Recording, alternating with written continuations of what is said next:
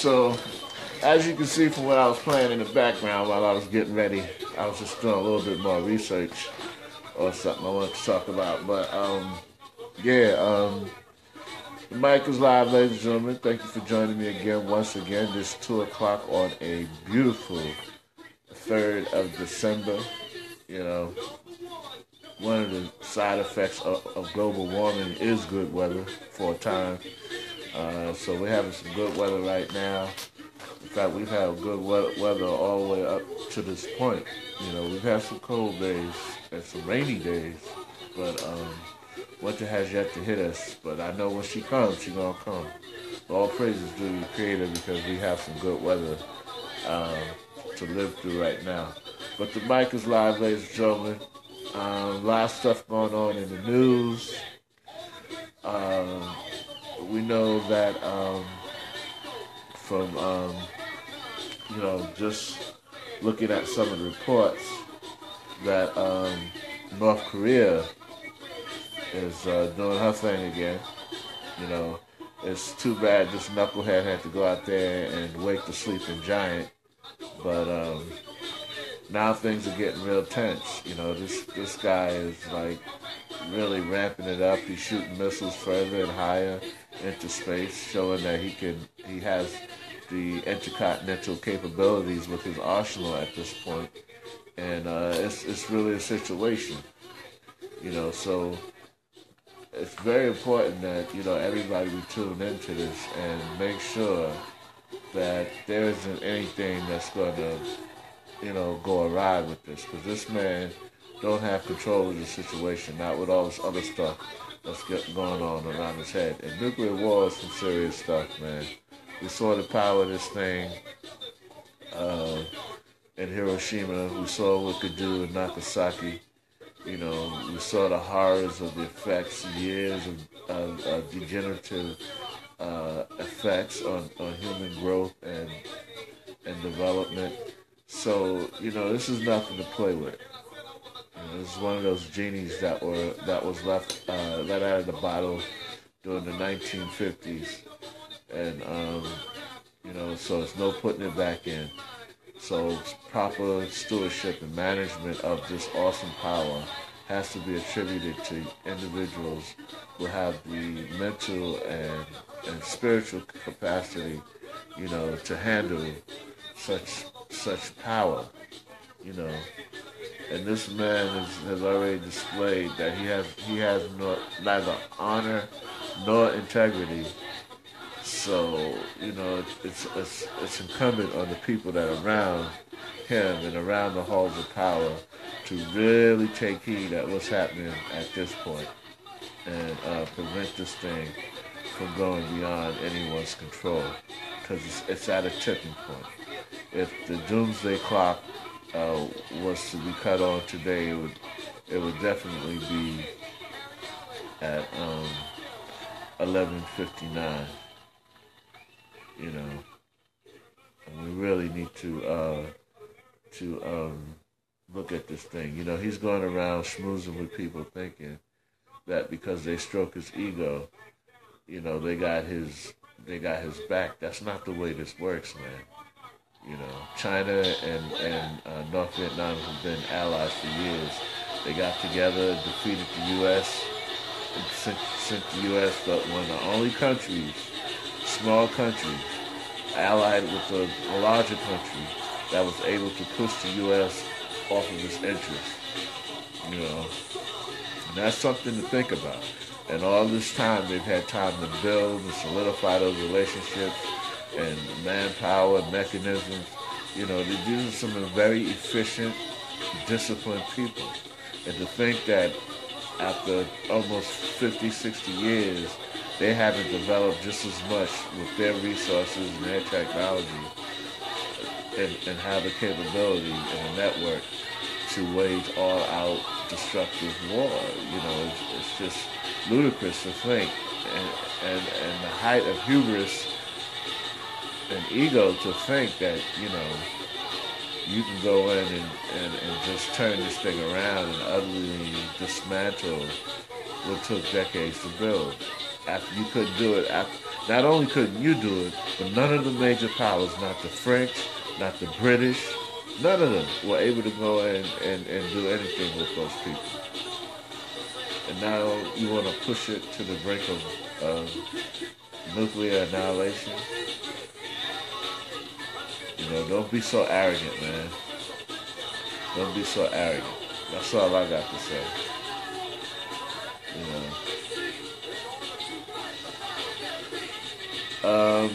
So, and I just want you guys to see how all this goes hand in hand. How this new war machine is being activated here in this country. Not only with turn this down a little bit.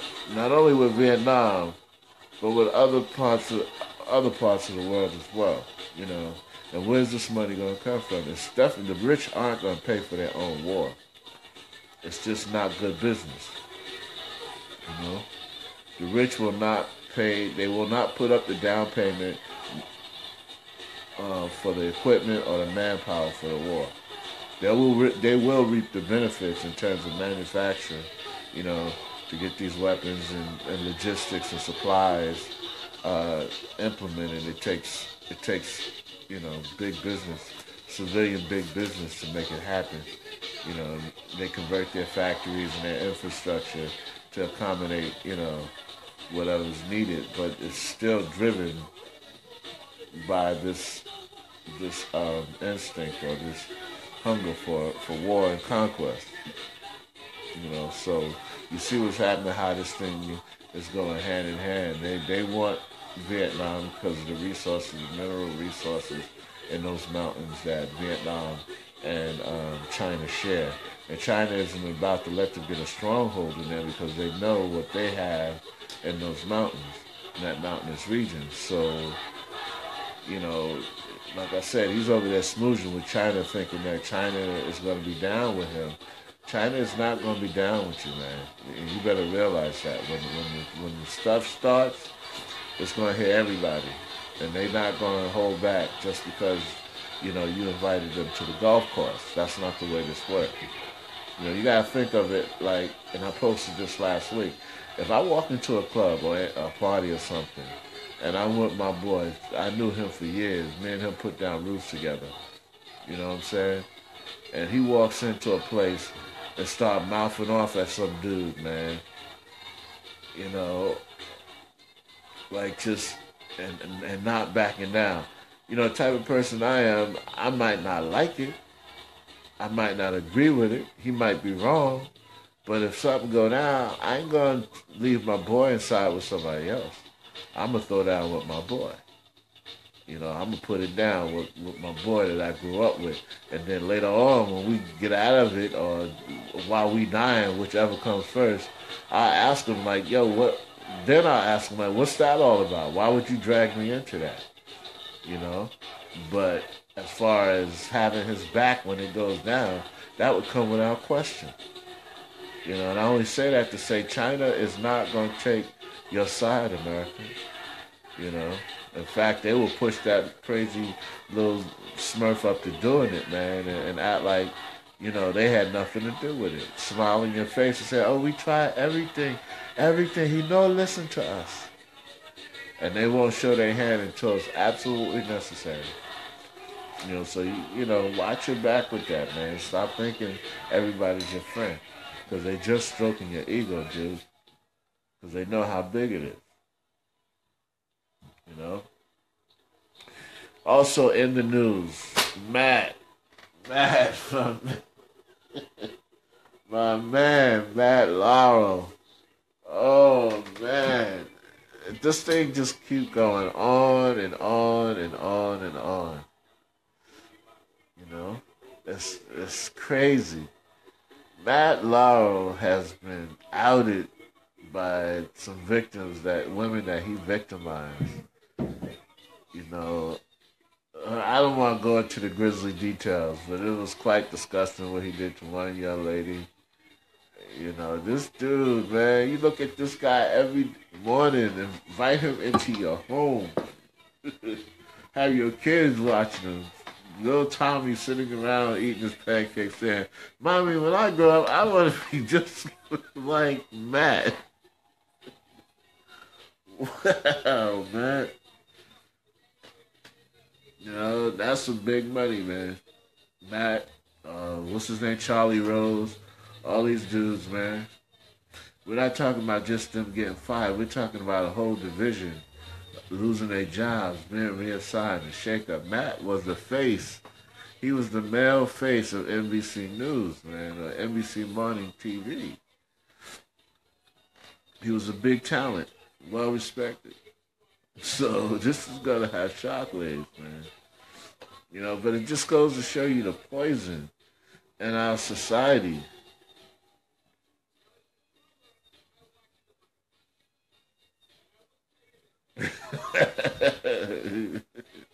Master, she would have touched his butt.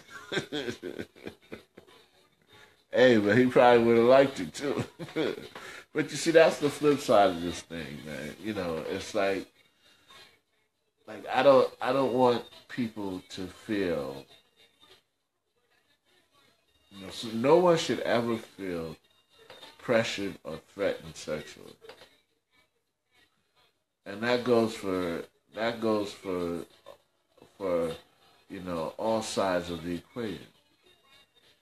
You know, my greatest fear is that through all this revelation and all these people coming out, you know, you have to be able to distinguish the difference between someone who's sexually promiscuous and into pleasure as opposed to a pervert. You know what I'm saying? And that's my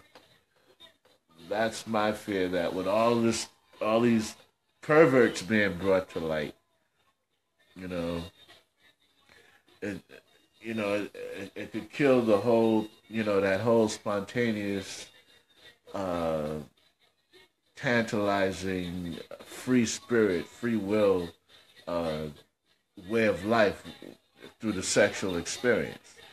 You know, and that can happen on a social level. There are certain things that we sort of that are cohesive in our society, i.e., the the perverted aspect of sexual dominance. You know, that has permeated our society, and so we're susceptible to that, to certain physical, um, emotional urges as related to our social norms, the esoterics of any group, given group social norms. And my fear is that that social norm could become sexualization, can become a stigma. If I'm making myself clear, you know, we have to be careful. You know, there's a difference between a pervert and and someone with a strong sex drive.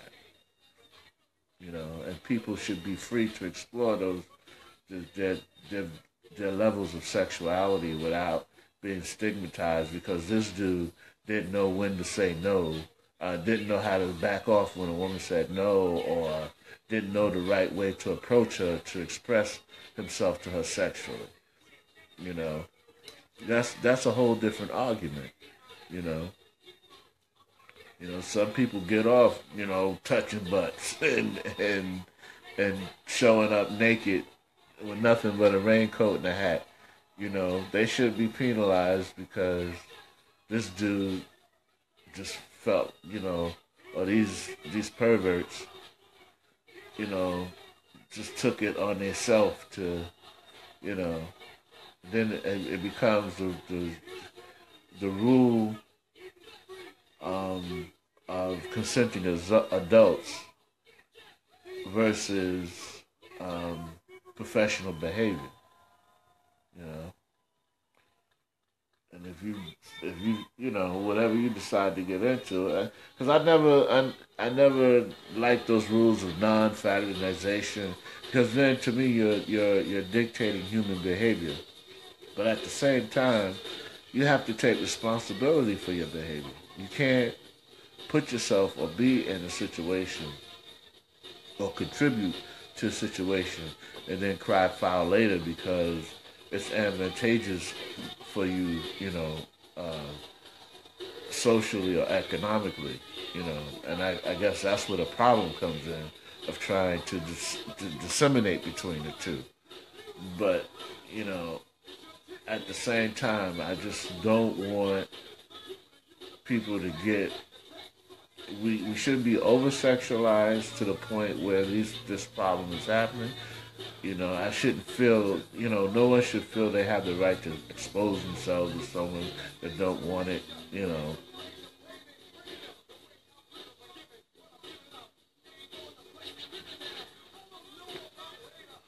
Well, again, I understand your point, Babs, but again, it's like therein lies the problem.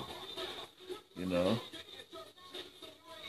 it shouldn't automatically be a death sentence for something. You know, as opposed to you and I knowing, you know,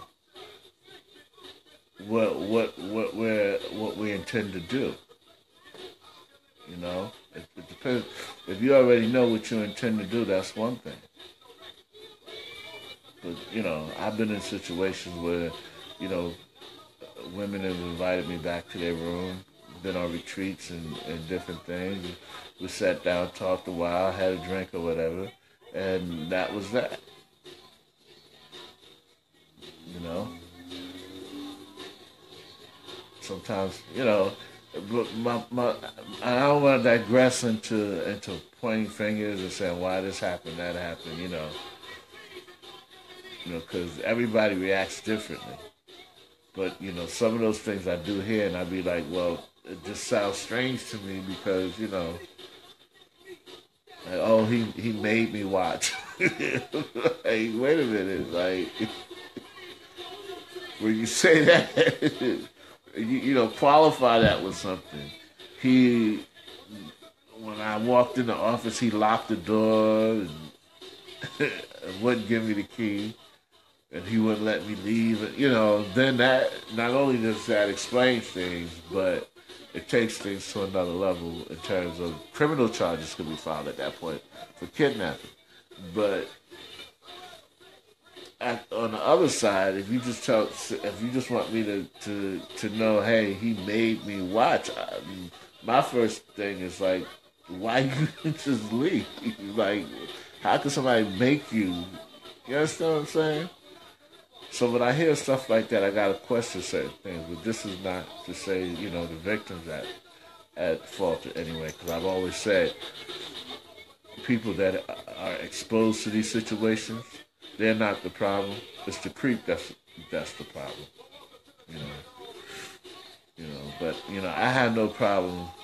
You know, like I said, it becomes a thing of judging sexuality as opposed to professional behavior. Normally, you wouldn't get it on in the office. Basically,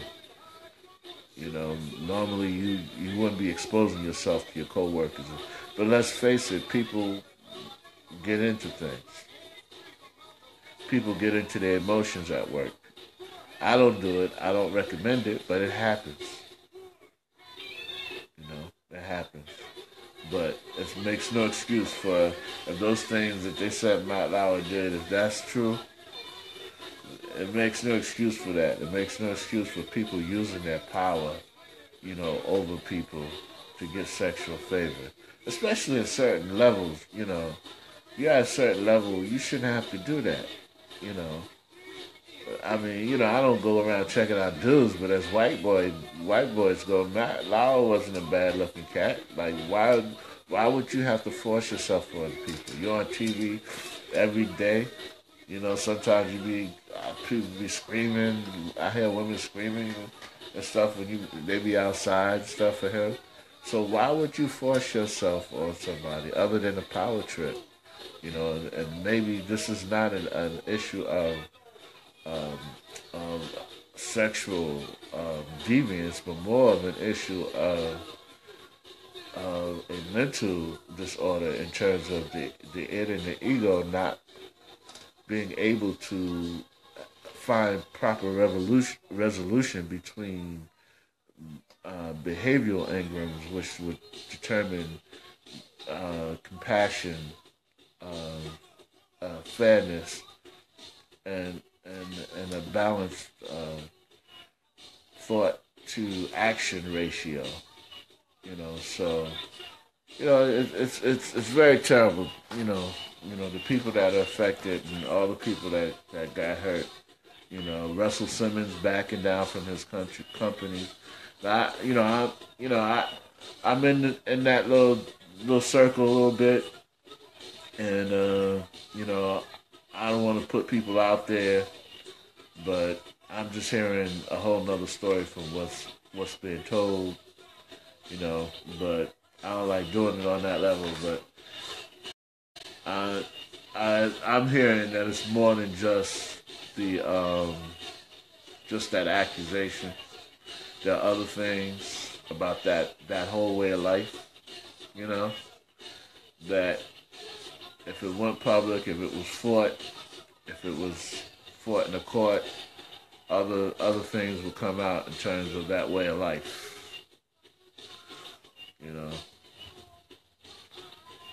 And that's a heavy way of life for some people, if you know what I mean.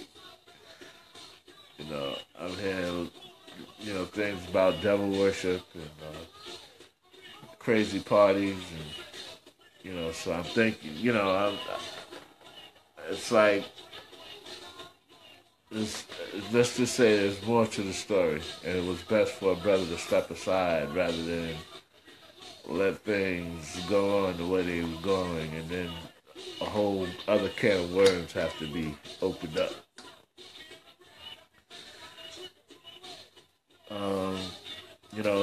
And this thing is rocking everywhere. It's rocking through Congress. We have congressmen being named. Some of them apologizing. Nobody's stepping aside yet. And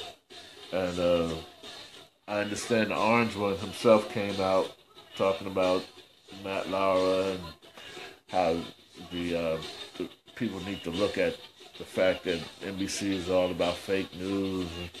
And I'm like, why would he even stick his head out of the sand on this issue when he's got 19 women looking for him to step down?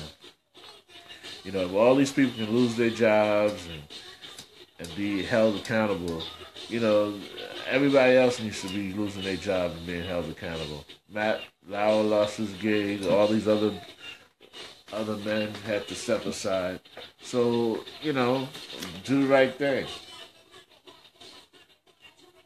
Do the right thing. This congressman down in Texas, do the right thing. Drop out of the race. Senator Franklin, do the right thing. If it's true, do the right thing. Resign your position and give it to someone who can have the reputation. That other brother, I forget his name right now, but the other senator, don't go hiding in some hospital, brother. You're guilty, you're guilty. You was a strong brother. I respect what you did and how you stood up to them. But give it to some young men. It's time for some young blood to come up in there anyway. Young, promising individuals, man, that's not going to take advantage that way and leave themselves vulnerable for political attack. This is what has to happen. It has to happen now. But most of all, with the man reigning supreme with 19 confirmed cases, 19 confirmed women, President Trump needs to do the right thing, too. He needs to resign his position. At least he could leave with his head up, doing one right thing, showing one little respect of leadership. He needs to resign his commission. Catherine, how you doing? My cousin Catherine is on the vibe. But yeah, so all this stuff going on is terrible. And we really need to get a handle on it. And it's really great that things are coming to light now, and all of these so-called powerful men, these madmen, are going to be being held accountable for the things that they did. Also, in the news, Michael Flynn. I know you guys know Michael Flynn pleaded guilty to the FBI investigation on him about lying to the FBI about working for foreign governments. But not only that, bombshell. My man is supposed to be copping a plea deal, and in that plea deal, he's naming names. Some of the higher ups go all the way up to Trump's son-in-law Jared and the his at the time his one time uh, what's the cat that manages everything? Uh, well, you know the team manager, his transition team leader. You know they all getting indicted here. You know, and it might lead to Trump himself. And I always, you know, it always struck me funny. Why would a man 2 months into his turn start talking about pardoning people? Remember that story came out. He was asking his lawyer how far does his presidential powers of pardoning go. Well, now we see why, because he knew he was guilty and he was gonna have to bail out some other people. But I don't know if he can bail himself out. That's the question. But yeah, so that whole thing is heating up on him. He's in trouble, and hopefully, you know, all the rats will fall with the within the ship. But I saw a story the other day saying that the White House is infested with rodents and vermin, and I was like, yeah, you get what you elect. You know what I'm saying? There's no surprise there. You know, you get what you elect. You elected a bunch of vermin. You're talking about he gonna clean up the swamp, but the swamp, he is the swamp. He's the muck and mire of the swamp. And now you're seeing with this tax bill, you know, showing you these people, man, they out here peeking,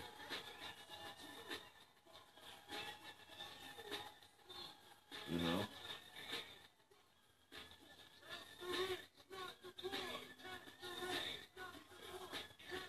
So the people they're protesting, they're upset, you know, and it is what it is, you know. So this man's got a lot on his plate. He's got Flynn confessing, you know. He's got this tax bill that's crashing all across the country. People are upset about, you know. And it's all coming to a head. He's got Vietnam on his doorstep, you know, and he's not handling that at all very well, you know. So it's a monster situation going on here, ladies and gentlemen. And that's why I tell you, stay away, stay awake, stay aware, and stay informed, you know. Don't let yourself get fooled by the hype, you know. That's what's happening in the news. Next, we're going to get on to our main topic. And if you saw the ad for it, we were talking about that's Public Enemy in the back. For those of you who don't know, Public Enemy was from a group that was hot in the '90s, and they made a lot of conscious, solid rap. You know, to me they took off in the rap game. They took off where the last poets left off. They were the last poets of that generation. Okay, our main topic: trans-dimensional slave trade. Let that sink in for a second. Trans-dimensional slave trade. Not the transatlantic slave trade. Trans-dimensional slave trade. Even though the framework of the trans-dimensional slave trade was developed during the transatlantic slave trade, they are not one and the same, though their components are interchangeable. Now, the transatlantic slave trade was basically gets its root in the Portuguese. They were some of the first to go into Africa and take indigenous Africa. They would take advantage of certain tribal conflicts and tribal wars in Central Africa and they would take the captured warriors from the opposing uh, tribes that they were not friendly with, and sometimes from both. They would incite internal conflict just to keep their slave coffers filled. Now, it's important to understand that the concept of slavery um, isn't indigenous to the transatlantic slave trade. It's important to understand that slavery is a component of the social order of many ancient civilizations. Rome, certain African tribes. There's always been slaves uh, in the social structure of human existence. Now, another important thing to remember: in many of the European slave structure, theirs were a more harsh uh, way of life for the slave. Whereas in indigenous parts of Africa and other parts of the world, the slave was not necessarily what you call chattel. Chattel slavery is an American invention where you're owned by the individual and you have no rights, you have no privileges subsequent to what is deemed to you by your owner or quote unquote your master. Now, and many of the old systems of slavery, the slave was basically a part of the family or treated as a part of the family. Even in some of those um, old African conflicts. Hey, Julia, how you doing? Um, Even in some of those conflicts, they were still, as they were taken into rival tribes and made subservient in those tribes, they were still treated as individuals. There would still be a there would still be a notion of humanity extended to them. Whereas in chattel slavery, which was developed here through the triangle slave trade, there was no concept of humanity. There was no concept of individualism for the slave. So it's a dichotomy in terms of the basic philosophy of the operating system of those particular relationships is very different. It's vastly different, and it wasn't developed until a certain amount of time. Now, the Portuguese were some of the first to go into Africa, but then you had the British, you had the French, uh, and then you had the Dutch colonies. So the trade went from Africa to England. No, I'm sorry, it went from Africa to the Americas, where slaves were often traded for for sugar being imported, and then those goods would be imported to England. The rum, the cola, the coca, the sugar, the sugar cane, all of the spices, all that stuff was sent ahead, and that's just the way it went. It went from Africa, and sometimes it went uh, from Africa to England to the islands, and then back to Africa. But that's basically the three ports, the three stops that it made continentally. So therefore, it was dubbed the Trans-Atlantic slave trade. Now, what do I mean by transdimensional slave trade? Transdimensional slave trade. What I mean by that is that they have perfected this thing.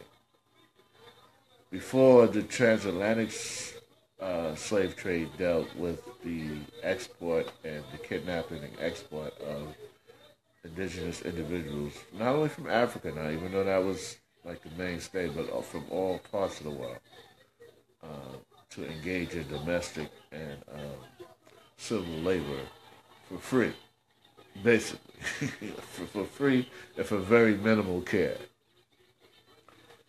Now, when I mean transdimensional, I look at the composite of the human being. Some say we're made up of three entities. We're made of the physical, the mental, and the metaphysical. Physical being your physical hands, your feet, your body, your skin, your blood. Um, your mental being your mind, or what we call this the spirit. The metaphysical being where the mind is in conjunction with the physical to manifest whatever it is that is channeled through the forces of creation. Stay with me now.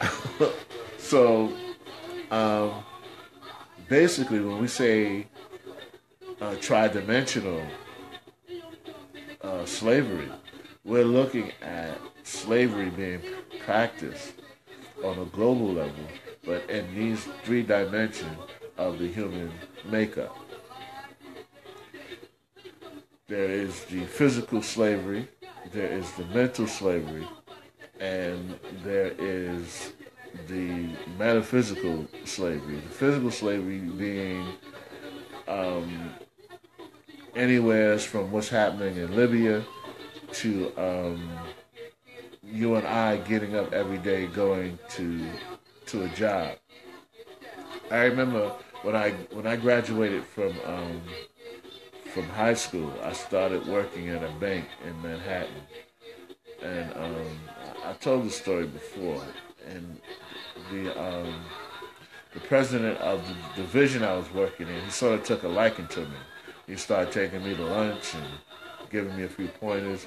And one day he told me, he said, you know, man, you really need to consider, you know, going back to school. Because I was telling him how I was trying to make some money, and I was basically pumping into a studio at that time, trying to build up my studio. So I've been doing this a long time, just to let you know. But he said, you know, you should just think about going back to school because we will never pay you. A smart person like you, we don't look to pay you to become our competition. He said, so we always try to keep people like you in positions where we give you just enough for you to survive on, but ultimately you have to come back and work for us. He said, you need to go back to school, put your name on the door, and you need to become the company yourself because you'll never get ahead working for us. This is what he told me, like straight up, you know. And that opened my mind to the fact that on some level, you know, there's a whole class of people, you can call them the middle class or whatever, that are basically slaves in a tripartite system. They've got you physically where your physical being has to depend on you getting that check every week, every month or whatever. You know, even if you got a little bit in the bank, if you lose your gig or whatever, that money has to be replenished somehow. So you're physically enslaved to certain systems, whether it be a corporate job, civil service job, or whatever. You know, a lot of people eat, sleep, and shit based on those gigs. You understand what I'm saying?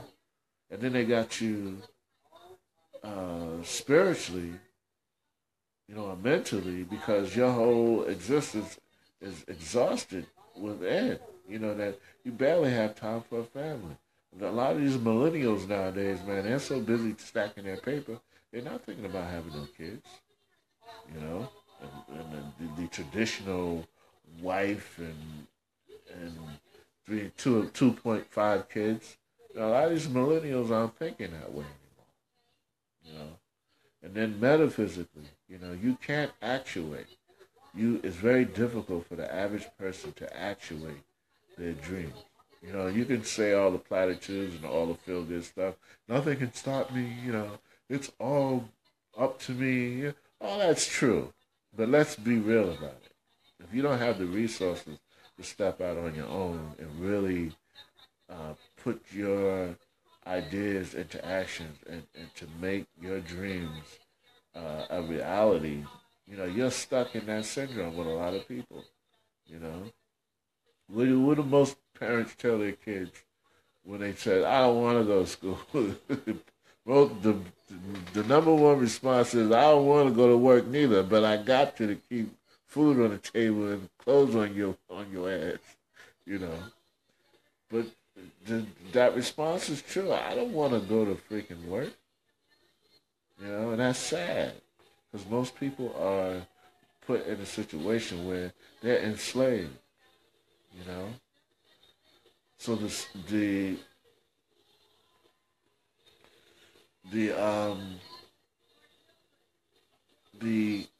the systems of transatlantic slavery and the systems of slave management.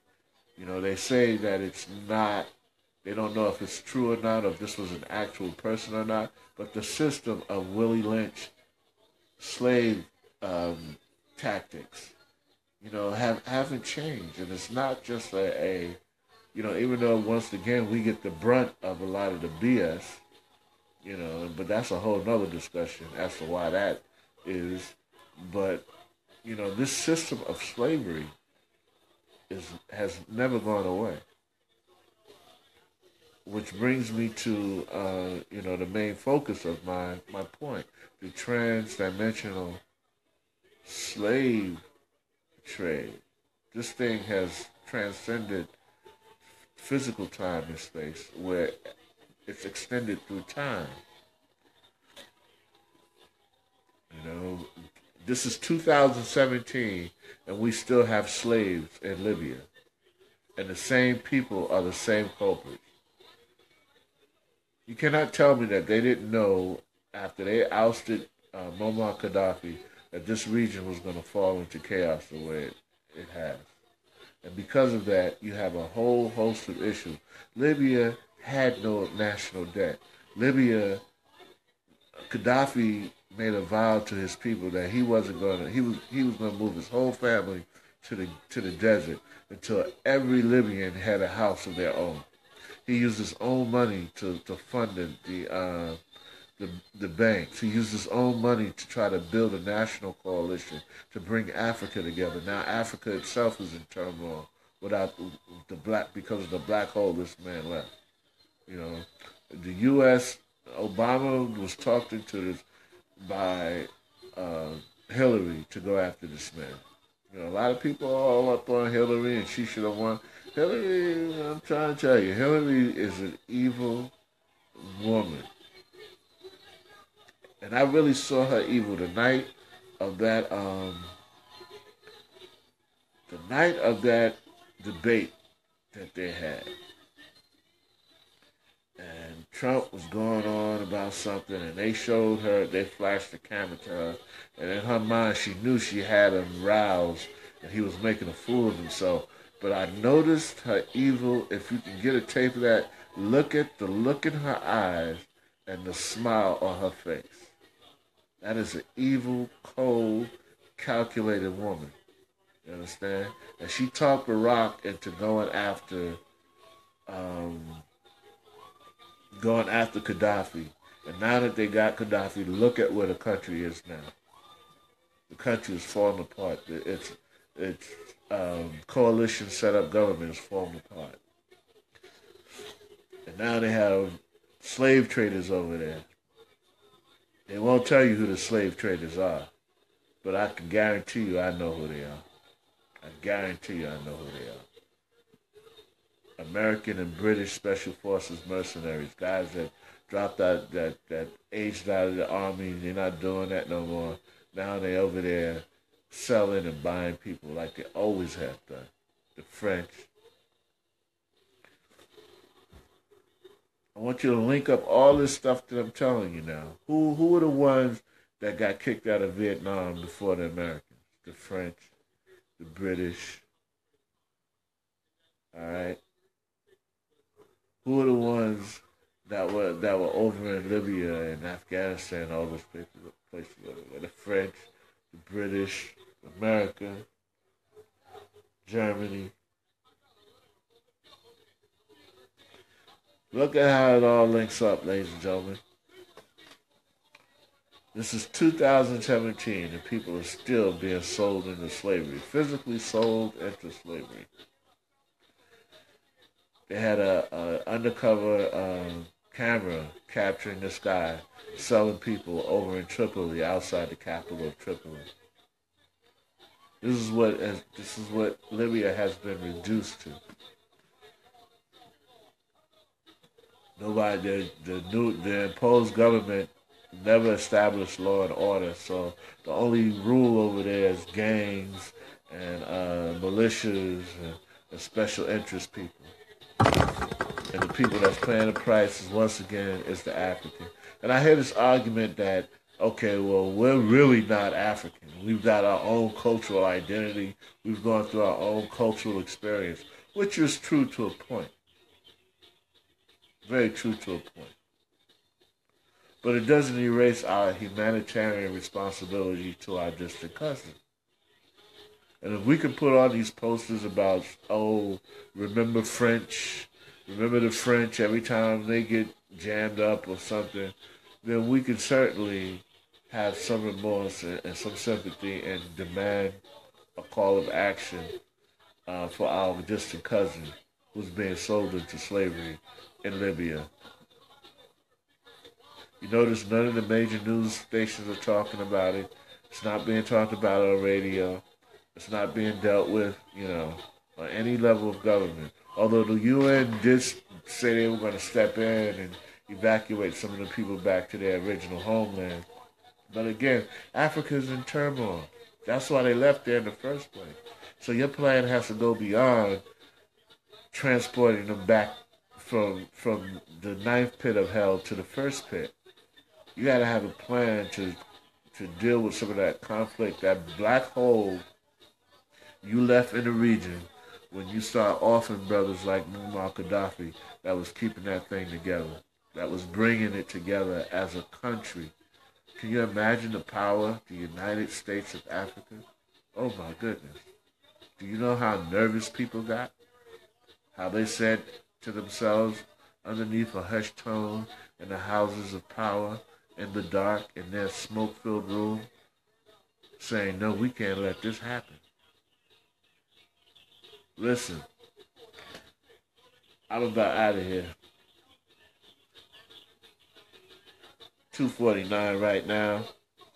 Before I go, once again, we gotta look out for our people and Libya, and make sure that this inhuman crime against humanity doesn't go unpunished. For real.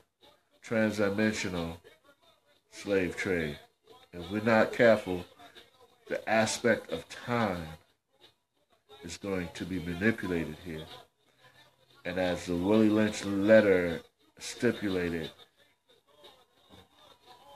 the 1% will have generations of us enslaved in perpetuity. Before I go, we want to send some shout-outs. Shout out to Janelle Monet, had a birthday. Happy birthday, sis. So beautiful. Janelle is beautiful. Hurts my heart when I heard she's pitching for the other team, but man, she's a beautiful girl, boy. Shout out to the people down in Foley Square. I know a lot of you trust fund babies are out there because your money's going to get taken, but all I can say is at some point you got to hold your own nuts. You got voted for the man. It's going to get rough, folks. It's going to get rough. My man taking everything. You might lose your health care. You might lose your benefits if you get public assistance. You might lose your Medicaid. Our old folks, it's going to get rough. And they always talk that trickle-down stuff. If big businesses and tax, they'll start hiring. And yeah, right. We heard that before. We heard that in the 80s, and what happened? We came out on the other end, even more bankrupt because people didn't have no money. And that's the truth of the matter. Listen, I'm about out of here. Our unsung hero of the day is our brother Chuck D from Public Enemy. Always in the community doing things. The brother has made a huge commitment to the art world and to the music world. His poetry his spoken word over the rhythms and the beats of the time educated a lot of people and brought a lot of good vibes. So Chuck D of Public Enemy is our unsung hero today. I am in the win. I hope you guys are good. Enjoy the rest of your Saturday. Peace out. And remember what I always say. Don't get caught up on the lies that they tell that you fail to prepare for the reality that is about to come. Because it's coming. It's coming, I'm telling you. It's going to get wicked. Oh, yeah. And if you can, pick up your copy of Tears. It's still on sale. Have some t-shirts and some hats coming out soon. The new material sounding good. I'm finishing up a tune called Big Brain. It's nice. It's a throwback. It's going to go on the jazz album. I'm thinking about hitting y'all up with the jazz album first and then coming out with the R&B over the winter. Over the summer. So we're going to see how that goes. I'm finishing up my niece Danielle's video. That's going to be out soon.